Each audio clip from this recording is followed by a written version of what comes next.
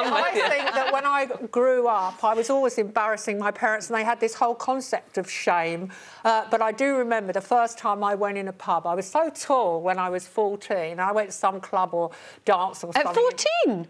Yeah, I went in the pub at 14 with my friend, and I went, I'll go up to the counter.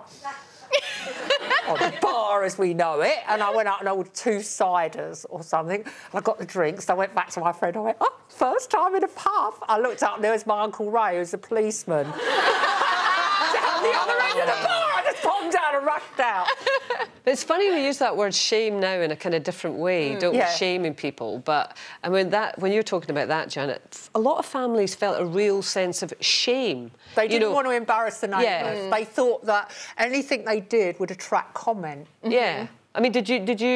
Definitely. When I left home and when I became successful, I remember being interviewed on the radio quite early on about Christmas, and I quite innocently, because we grew up in, a real working class background, half a house, an outside toilet, and all of that. I'm not accepting any sympathy because it was pretty normal back then. But when I tell those stories, and I once said on the radio that my parents hadn't got a lot of money that Christmas, and they bought me a pair of shoes, but they did it really well. So I thought, oh, great, I got new shoes for Christmas. I came out of the studio and my mother rang up and went ballistic. And she said, you've humiliated me. Because you sort of confessed that you got shoes for Christmas? Yeah, I shamed her. Absolutely.